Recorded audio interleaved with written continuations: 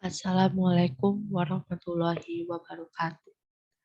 Perkenalkan, nama saya Amara Hasta Mustafa. Saya nomor urut 61 dan nomor induk saya 194231189. Di sini saya akan menjawab keempat pertanyaan tersebut. Yang pertama, ada apa yang Anda pahami dari PI, P, PBB, NVP, IRR, dan ARR. Jelaskan bagaimana kelima indikator di atas dapat meyakinkan investor dalam melihat keuangan sebuah bisnis. Yang kedua, apakah yang paling menonjol dalam menilai kelayakan sumber daya manusia dan organisasi sebuah bisnis? Jelaskan detailnya. Terus yang ketiga, ada apa aspek legal paling penting pada bisnis frozen food yang punya cabang di setiap provinsi di Indonesia? Jelaskan detailnya dan kesulitannya dalam pengurusannya. Yang keempat, apa yang Anda pahami dari legalitas sebuah bisnis dilihat dari sosial masyarakat dan lingkungan hidupnya? Jelaskan dalam sebuah contoh. Selanjutnya saya akan menjawab keempat pertanyaan tersebut. Yang pertama, ARR adalah Accounting Rate of Return dan juga dikenal sebagai sebutan Average Rate of Return, adalah suatu metode analisis yang mengukur besarnya tingkat keuntungan dari suatu investasi. NPV adalah Net Present Value, yaitu metode yang dilakukan dengan cara membandingkan nilai sekarang dari aliran kas masuk bersih dengan nilai sekarang dari biaya pengeluaran suatu investasi. Selanjutnya ada metode Profitability Index atau yang disebut dengan PI. Sering disebut dengan Desirability Index atau DI, merupakan metode yang menghitung perbandingan antara nilai sekarang penerimaan kas bersih di masa yang akan datang dengan nilai sekarang investasi. IRR adalah Internal Rate of Return, merupakan perhitungan investasi dengan menghitung tingkat bunga yang menyamakan nilai sekarang investasi dengan nilai sekarang dari penerimaan kas bersih di masa mendatang. Payback period adalah mengukur kecepatan pengembalian investasi. Nah, hal yang pertama harus kita lakukan adalah melakukan presentasi yang meyakinkan kepada investor. Dan selanjutnya menjalin hubungan emosional dan intelektual kepada investor.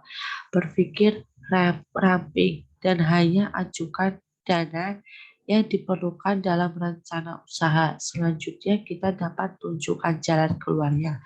Menarik perhatian para investor akan tertarik menanam saham pada perusahaan kita. Maka lakukanlah 6 tahap.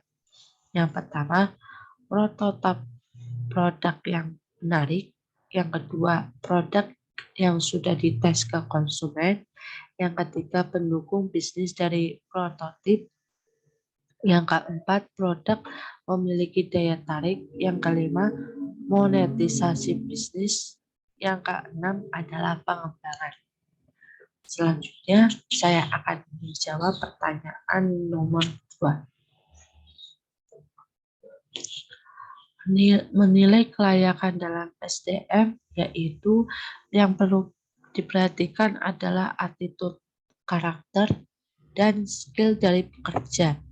Maka dari attitude, karakter, dan skill itu kita dapat menentukan sasaran program yang akan kita capai. Dari pemilahan SDM tadi kita bisa membuat struktur organisasi untuk mencapai visi dan misi perusahaan. Dalam hal ini, kelayakan sumber daya manusia yang paling penting dilihat dari kondisi perusahaan yang mampu memberikan kenyamanan dalam bekerja, kompetisi para karyawan dan juga jumlah gaji diberikan. Namun jika kenyamanan dalam bekerja tidak mendukung, maka artinya juga dapat dianggap sebagai sesuatu yang bersifat tidak saling mendukung. Serangkaian harapan yang dimiliki seorang individu menyangkut apa yang akan dikontribusikan untuk organisasi dan apa yang akan diberikan oleh organisasi sebagai balas jasa. Selanjutnya yang nomor 3, aspek legalitas yang paling penting dalam bisnis frozen food yaitu pendaftaran logo halal MUI dalam kemasan, karena penduduk Indonesia mayoritas adalah Muslim. Dalam kesulitan pengurusannya itu pengumpulan kelengkapan data untuk pemenuhan izin pembuatan legalitas. Ada juga izin edar BPOM MD merupakan perizinan berupa izin edar untuk produk pangan yang diproduksi oleh industri dalam negeri yang lebih besar dari skala rumah tangga atau industri yang menghasilkan produk pangan yang wajib memiliki izin edar BPOM MD. Persyaratan izin edar tersebut terdiri dari 3 jenis persyaratan, yaitu persyaratan administratif, persyaratan teknis dan dokumentasi, dokumen pendukung. Yang di sini ada beberapa persyaratan yang harus dilengkapi untuk frozen food. Yang pertama, nomor induk berusaha, izin industri atau izin usaha industri, atau yang disebut juga tanda daftar industri atau izin usaha mikro kecil. Yang keempat,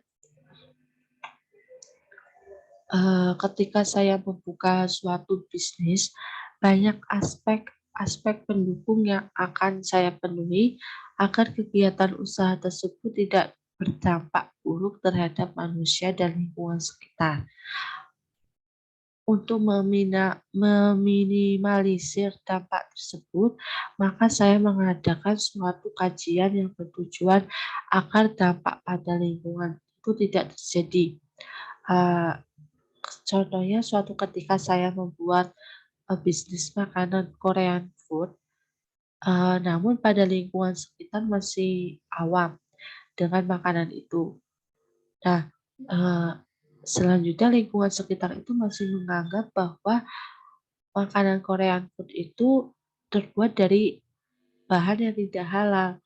Nah, selanjutnya itu untuk menghindari hal tersebut, saya segera mendaftarkan ke aspek legalitas produk saya itu ke logo halal MUI agar produk yang dijual oleh saya itu sudah terbukti bahwa bahan makanan tersebut itu halal dan dapat diterima dan dikonsumsi oleh masyarakat.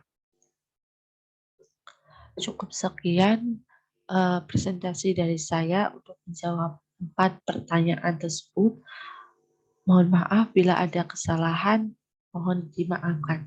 Wassalamualaikum warahmatullahi wabarakatuh.